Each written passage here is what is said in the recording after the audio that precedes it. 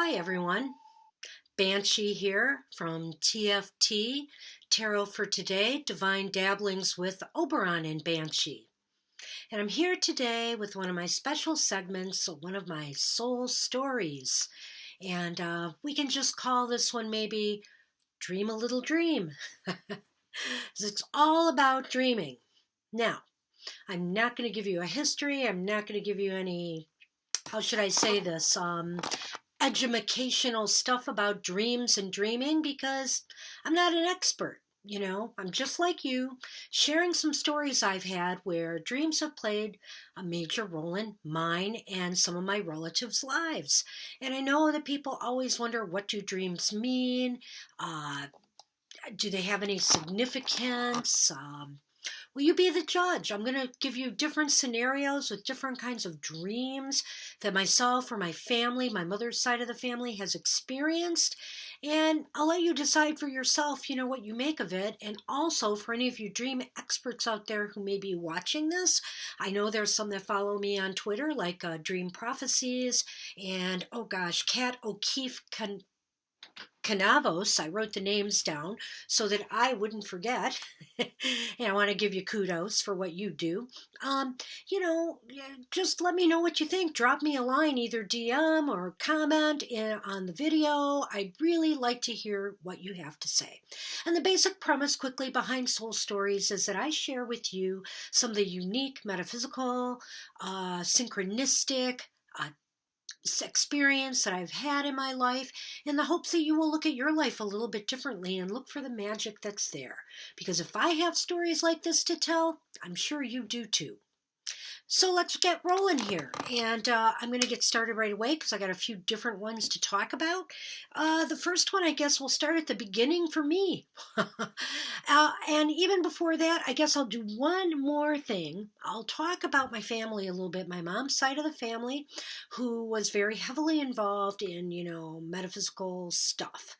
So my Aunt Mary will feature in one of my dreams. This is my mother, and I will be talking about her. Her name was Amelia. I'll be talking about her very soon in one of her dreams. Now, I'm going to show this picture. This has right here where my finger is, that's my Aunt Eleanor. And I'm not for certain, but I do believe this is the grandmother I never met, my mother's mother, who will also feature prominently in a dream I am talking about today. And one final person I wanted to share with you is this wonderful woman here who was my godmother in the Catholic faith, my Aunt Catherine. Now, my Aunt Catherine was somebody they always turned to and told their dreams to, and she would tell them what they meant. Or, they had boodles of these kind of things, dream books of all sorts to tell them what certain symbols and things meant in their dreams. I have some books of theirs going way back that are falling apart. Sorry, I wasn't the greatest preservationist. Shame on me. But at any rate, some of them were in pretty bad shape when I got them.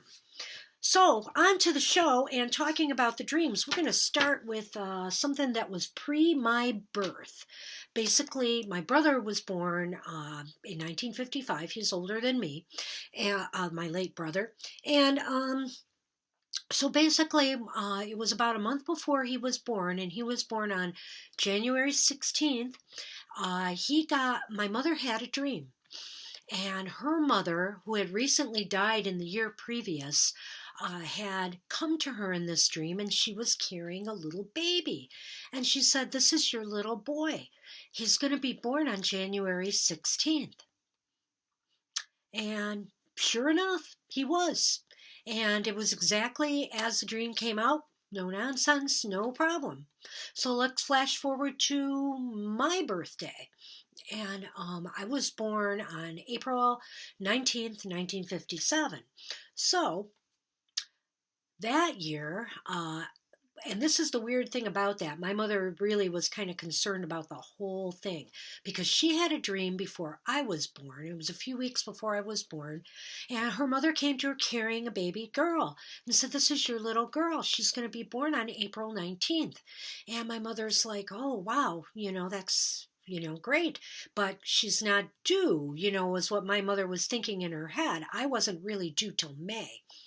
And then she walked with her mother over to an area where her brother Ike was, and they were all staring down at two coffins. Well, my mother was in a mortal panic about that because she thought, oh my gosh, me and the baby, we're going to die. I'm going to give birth to her and we're both going to die. So, in the process, so she was really, really upset and worried about this. Well, it turned out I wasn't due till May, but my mother ended up having me by cesarean section because the doctor uh, requested that, said it was necessary, on April 19th. And so there I was born. And the connection there between the coffins and my uncle is that I was born on the same day of my uncle Ike. He too was born on April 19th. So the coffin symbolized actually the opposite, which this plays out a little bit in my family's thinking. Usually certain symbols meant the opposite when they would come up. So oftentimes coffins and death meant birth.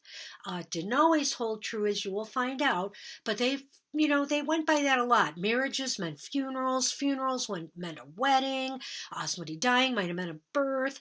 It was just the way they kind of viewed life. And these were the kinds of things that were very important to them, back in the day. So that's the baby dreams, and they were very prophetic and astound me even to this day, and it wasn't just my mom. Everybody told me about these dreams in the family when they were alive. So there's a lot of, corroboration that my mom told these things in advance of my birth, and it came out the way it did. So I'm going to hop around a little bit with a variety of different things here. Oh, actually, this one's next, actually, on the list. No, it would be chronologically, I think, correct here. So let's flash forward to the year 1967. That's the year I lost my father. He passed away. And 2 weeks before he died, he dreamt he saw himself in a coffin. He described the scene perfectly. He was a military man. He had the casket draped on his coffin. They had, a guard standing by his coffin, all of these different things, soldier. So he described everything perfectly, funeral home, everything. And he was really concerned, and he told my aunt about it. And she was like, well, you're probably going to get a raise or promotion, she told him. And so he was like, okay with that, I guess. But it was meant to be because within 2 weeks, he had passed away of a massive heart attack in his sleep.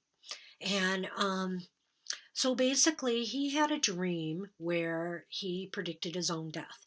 And, I often think sometimes that some people who are dying or near dying have something going on, and this may come up later in another one of my soul stories connected to somebody else's death. I feel that sometimes they know when their time is coming, and they let you know in some way. Like, for example, my father and my aunt got in a discussion after he was talking about the dream. This was my Aunt Mary this time. My Aunt Catherine and Mary lived together. So basically he was telling Mary, don't worry, Mary, I'll let you know when I go. And it turns out that the night that he passed away, my aunt was woken in the early morning hours, like 3, 4 in the morning, by her shade in her room just flying right up. Woke her right up, straight out of sleep. So whether that was his spirit saying goodbye, we're not sure, but it is an odd coincidence as well. So I'm not drawing any conclusions here. I mean, I have my own, obviously, but I'm just want to share these interesting stories. And so the next dream that I have is a dream that's a little bit different. It's a little bit of, I can't say it's lucid dreaming at all, but I would say it's dreaming that kind of really ties into what was going on in my real life at the time. So I was at a job one time where I was working with somebody who, I'm kind of empathic, and I don't know if it really took empathy to figure this out, but there was something wrong. She had some issues, and I was a little bit nervous around, this person, because I began to realize more and more that things weren't as they seemed. And there was a lot of pressure and a lot of stress on me. I was nervous all the time, and I kept suspecting different things were happening that started to bear out to be true. She was stealing money. She was also hiding work. She was throwing away work and all kinds of crazy behavior. And then making up other stories why things didn't happen. Like, for example, well, we never got those requests through the mail. Our mail delivery has always been bad here. Because she predated me working on this job. So she was like, well, you don't know because you haven't been here, but our mail delivery has always been bad. So as stress began to build, and this was the kind of person, you could tell this person, you had a cousin once removed that worked at a nuclear facility and had a nuclear accident and was irradiated or something like that. She would know someone who had the exact same thing happen to them. It was always like that. And it got to the point of like, this can't be, it just can't be. So at any rate, I had decided, I was at my wit's end. I was nervous every day. I was stressed out every day. I didn't know how to act. I was taking on more work because some of the work this person did reflected on me as, it was my work. And I kept getting the complaints on it, even though I wasn't responsible for the actual job. So I had to take all this back because I was the only one getting it done. So I was under tremendous stress. So one night I had this dream. And I had this dream. I was in my facility. There were some things that were different about it, but it was my facility. And there was this bear that come charging in the door and starts barreling after me. There were other people around me, including an old friend of mine from grade school, which I couldn't figure out quite that connection with the dream. But I just took off running. And I ran, and I was outside of the building running. I was in some... and suddenly the scene just totally shifted. And I was running in an area with this bear that almost seemed cavernous.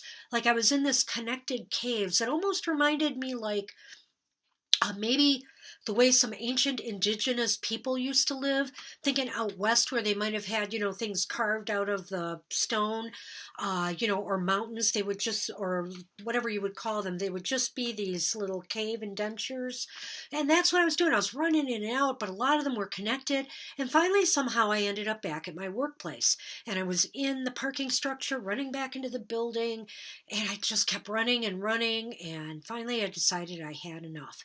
I can't take it anymore, and I'm out of breath, and what am I running so much for? I got to stop, and this is it. I've had it. And so I ran into the parking structure again, and I turned around, and I faced this bear, which mysteriously, miraculously never fully caught up with me through all of that chasing. And I stopped my feet in place and planted myself on the ground and stared at it and said, no more. And the bear came charging at me, and I grabbed it, and I flung it over my shoulders like nothing, just flung it, and it just flew past me. And that's all I remember of the dream. When I woke up from that dream, it was kind of like a revelation to me. It's like, what am I doing? I'm better than this, and I shouldn't have to work under these circumstances. I had given my boss enough hints something was wrong, and nothing was being done about it. So finally, I took the bull by the horns. I walked away from that job. I had found a better job. So I never just leave a job unless it's for something better, or something that will give me more growth or opportunity.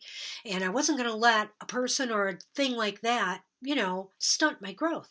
And so I decided to leave. And when I left, I kind of burnt that bridge because I kind of set everything out of human resources, what was going on. Anyway, I'm not going to get there, but it turns out in the end I was right about everything that happened. And I moved on. And that was the point. I had finally had to, my mind was trying to tell me, even in my subconscious, I think, that it's time to do something more than what I've been doing. And that was the decisions I had decided to make. Perhaps one can look at it as I ran away, but what I think I did was I took my own fate in my own hands. I made my decision that I had taken enough and I was moving on. So that was very interesting to me, that dream and the timing of it all. And so now we're going into something that's one of my favorite subjects, lucky number dreams. My mother's family was very into playing the lottery and numbers. They used to do horse races back in the day. My mother used to play football, pools, all that kind of stuff.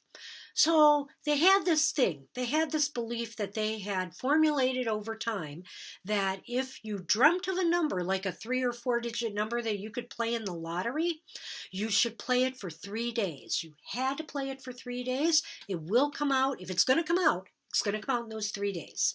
So, I'm sure there were many times they were wrong, but there must have been a lot of times they were right because they kept doing this. And so I decided, so I would do it too. And so finally, when I was a little older and I was living on my own, and my mom and aunt were living alone on their own, I dreamt of a number, a 3-digit number, and I called them, and it was a number, I can't remember if it was a number we could play 3 ways or whatever the case may be. We played it, and we all played it for 3 days. First day, nothing happened. Second day, nothing happened. The third day, they played it, and I was out somewhere. I was at a shopping mall. And the shopping mall does not usually have a lot of places like drugstores, etc., that sell lottery tickets. And it was like 20 minutes before they were going to shut the lottery machines down before I realized I never bought my ticket. I got to buy my ticket.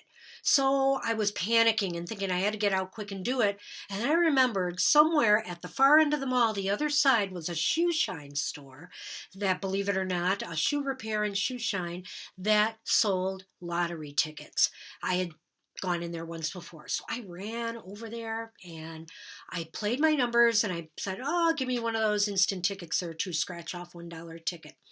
So I left and got in my car and I'm scratching off my lottery ticket and I was happy to see it was a $50 winner. So I'm like, awesome, So I decided on the way home I was going to stop in my party store and cash it in.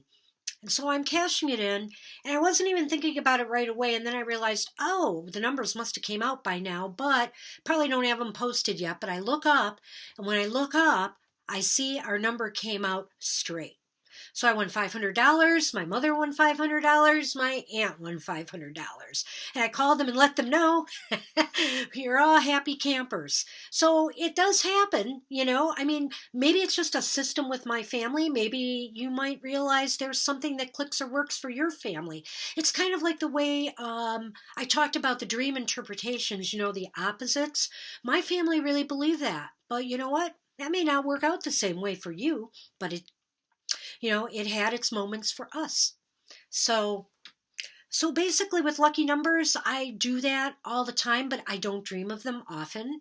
But when I do, I play them. And I'll tell you what I've noticed is that when I've dreamt of a number, rather than, let's say, how some people will play a license number or something that they keep seeing over and over again in their day, or you're doing some work and that number keeps coming up. Whenever I've played a number like that, never hits. My only other luck comes from random luck or these dream numbers, because it has happened at least 3 times where I have dreamt things that have come out in the 3-day time span. And one time I dreamt of a number that didn't come out in 3 days, but I was obsessed with it. I was sure it was going to come out, and I couldn't get it out of my mind. And I played it for a few more days, and it didn't come out, and I finally gave up on it. But it just kept haunting me. And so finally one week I had to run back to the lottery store and play it one day, and it came out. So I can't explain that, but I just know that that's the way things seem to work for me. So, I'm not telling you to go spend your shirt on your dreams, please, but just telling you what's happened to me. So now we're going to get into something that's a little bit sadder for me, really. It's a dream I had about my aunt, and it was maybe about, I'd say it was within 3 days before. Well, anyway, it was in the year 1997, and this dream I had was really interesting. It was fraught with the kinds of things that if I looked at the opposite, everything the opposite, which I was at the time, that's not the way it worked out. So what happened was I had this dream that I was in this dream and I was just throwing coins in the air. It looked like gold and silver coins, just throwing them up and laughing and smiling. And I was holding jewelry and smiling and laughing. And then I noticed in the background, behind what I was throwing up back there in the foreground, I guess I should say, there was my aunt and she was sobbing. She was just sobbing. And this is my Aunt Mary. And so, oh, and I forgot somebody else's dreams, but that's actually coming up next. That's right. And so, sorry, I'm just looking to check my thing here. I did kind of screw up here in my order of stuff, so I'm going to check a few things off as I talk to you. But at any rate, what happened was I was throwing these things up in the air, and she was crying. And when I got out of that dream, I thought to myself, oh no, something bad's going to happen to me, and something good's going to happen. Well, at least something's good to happen to her. Or I don't know, maybe she's crying because something bad is going to happen to me. I was just trying to process it in my head, and I couldn't have been further from the truth, because 3 days later, I found her dead on her floor in between her bedroom and the dining room. She was just laying across the threshold there. And basically, the meaning behind the dream was this, which I would have never even thought of. So my mother was still alive, and my mother was her sister, and for all intents and purposes was her heir. As a matter of fact, we found a stack of savings bonds, because a lot of family members lived in the same house, that were from all the sisters and brothers of my mom's, and they were in a pile hidden away. And my brother was able to, process them and put them in an account for my mom, because she was the heir, and it really made a difference in my mom's care later in life. And that was amazing, and that's what we expected. So when we went into her attorney to process the house payment, to sell her house and get all that together, we knew my mother would be on the house. But what we didn't know is my aunt put all three of us on her house. And so not only did my brother wanted me to take her jewelry and things like that. Not only did I get that, I got money from a sale of her home that I was not expecting, which helped us pay the mortgage off at a home we were living at the time. So that's what happened. And it was really kind of sad. And so, another kind of prophetic dream, which again, because of the way my family interpreted things, I was a little bit off on that, I would have to say. So now that I got things a little out of order here, I'm going to go back to, let's see, I did my father's death dream. I did my mom's birth dreams. I did not tell you about my Aunt Eleanor, who I showed you, and her flying dreams.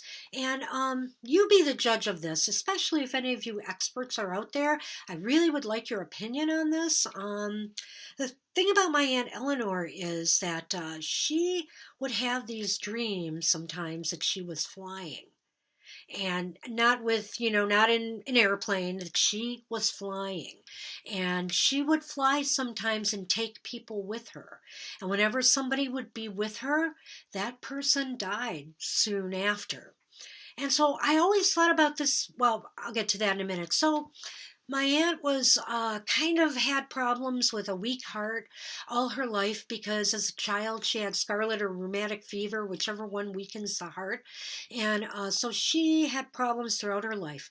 Well, she was hospitalized one time, and she was in for a few weeks because of a back condition she had. Nobody was expecting anything bad to happen, but she was in a lot of pain, and it was wearing on her. And while she was there, she called everybody in the family this one day, and she told a lot of them this dream. She goes, you know something? I had this dream I was flying last night, and I dreamt I was flying so high I would never come back down again. And with that night, after she called everybody, in the wee morning of the next day after midnight, she passed away in her sleep, and of a heart attack. And I often wondered, though, this is very prophetic too, in a way. She dreamt she was flying so high that her spirit was leaving and taking off. But I often wonder, though, if her flying wasn't that she was astral projecting. As I started getting to mystical, magical studies later, I really wondered about that. So, anybody who has any thoughts here, please share them with me because my Aunt Eleanor, a very unusual person, and someday I'll tell you the ghost story connected with me and her, her house, I should say. So, all right, that's that.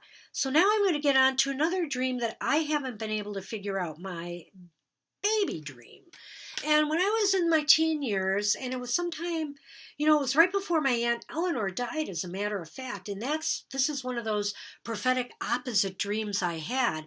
So a week or two before that happened with my Aunt Eleanor, I had a dream. And believe me, I'm living at home. I'm like, what, 15, 16? I forget. And I'm pregnant and I'm going to have a baby in this dream.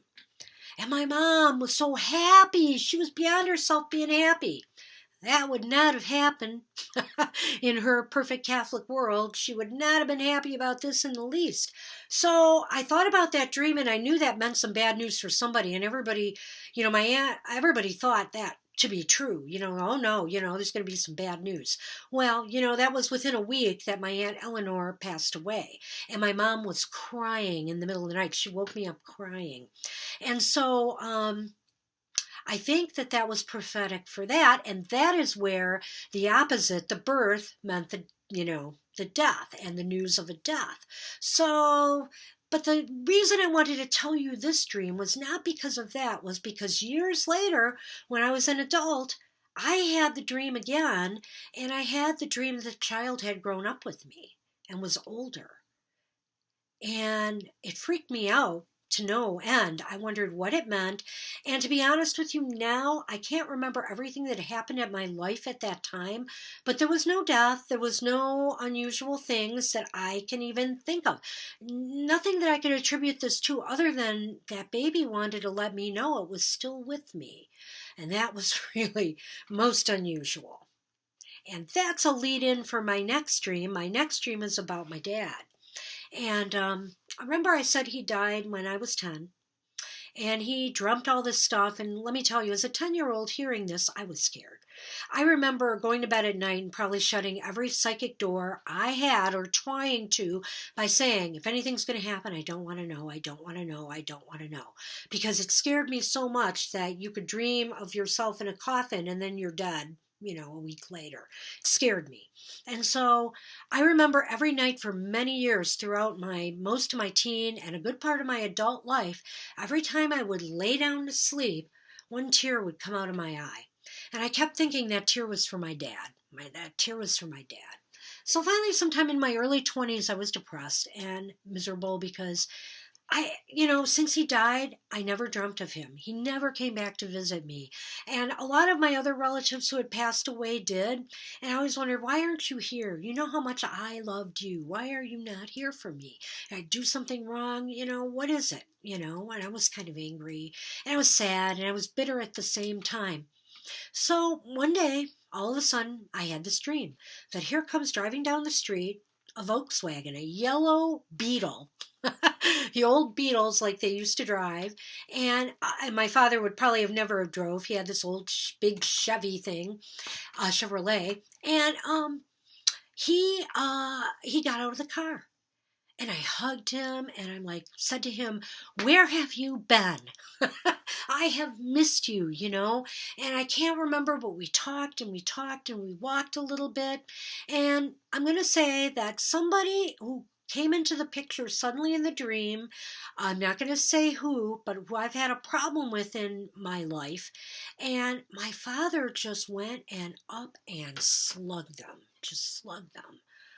And then he got back in the car and I said, don't be a stranger. Do come back. I want to see you again. And he looked at me and he said, don't worry. I'll be back.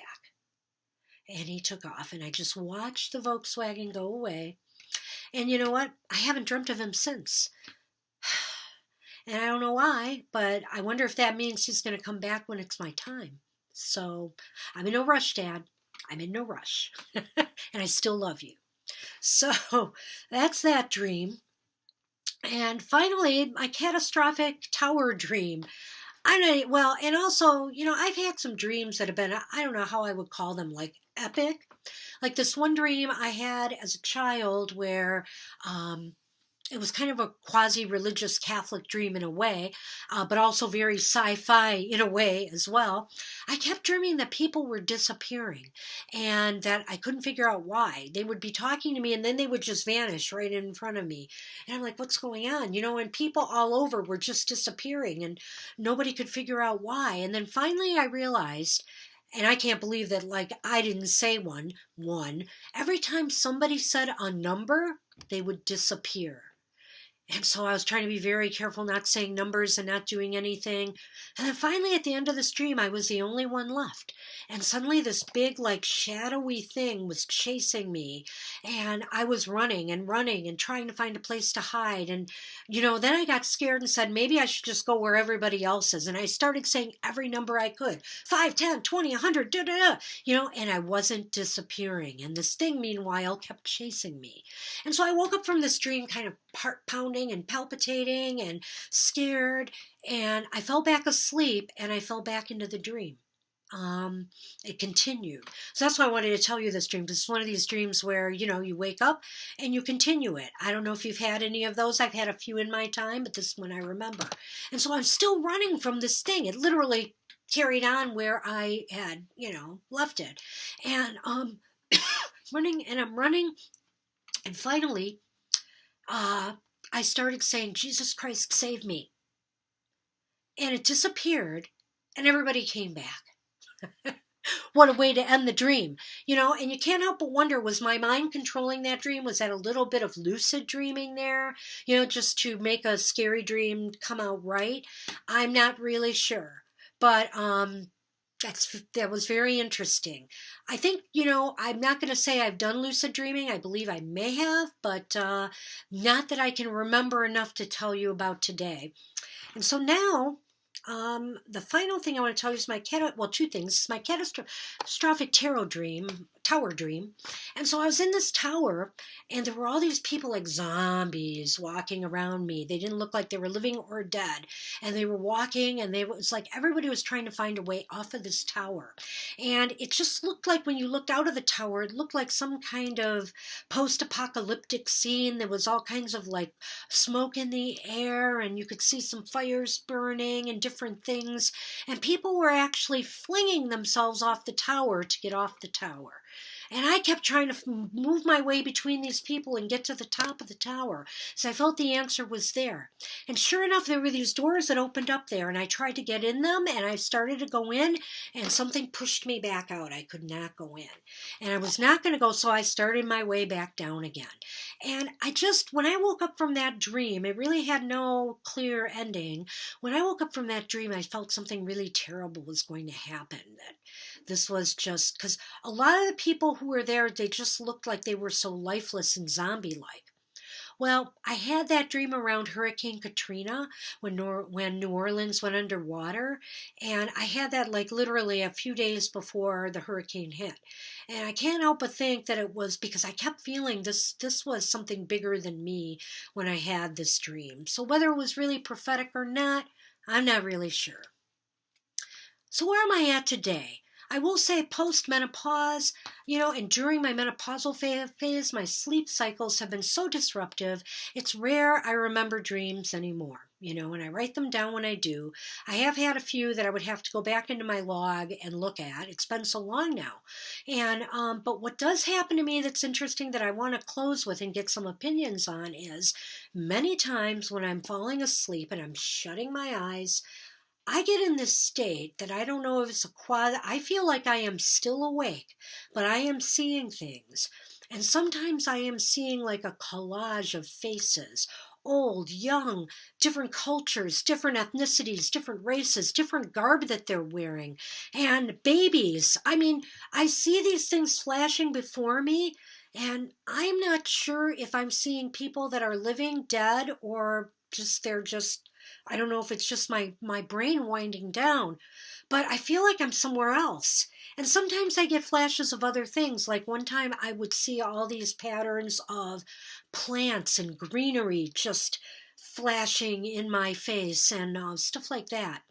one of the most recent experiences I had in this regard was I'd shut my eyes, and suddenly I have to say it was almost the closest I came to experiencing maybe what my Aunt Eleanor experienced flying. I felt like I was floating somewhere because I was seeing like some round planet thing that looked like the moon. I mean, it was bright and it was white, and I was moving closer and closer and closer, and I was seeing like footsteps in the sand being made, as it went, but nothing there. And I'm sure I was conscious the whole time I was seeing this. And it was not something I put in my head, it was happening. And I kind of came out of that and like, well, what just happened there?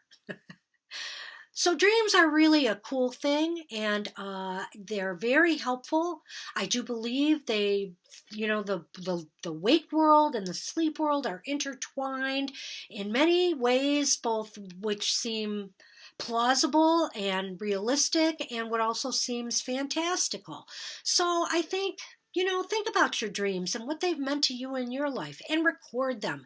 Don't be as bad as me. I was really haphazard with recording dreams throughout my life. I think you can learn a lot from your dreams. And I hope you enjoyed some of these stories I had for you today. And if you did, please like this and please comment. I'd like to hear some of your, opinions, and also share some of your experiences with me as well. This is what this is all about, getting you to share, some of the stories that you too may have. So my next soul story is a very important one that's coming out really soon, and it's going to be about the year my father passed away and some very interesting synchronistic events that happened to me after he died that changed my life forever. You know how sometimes you just have important life events happen to you that forever change who you are. And I really feel that it has had a lasting impact on my life. Please join me for that one. And thank you for spending time with me today. And don't forget to check out Tarot for Today's live streams at 7 to 9 p.m. Thursdays, Eastern Standard Time, and Sundays from 2 to 4 p.m. Get a free reading on us. Take care, everybody, and I'll see you soon.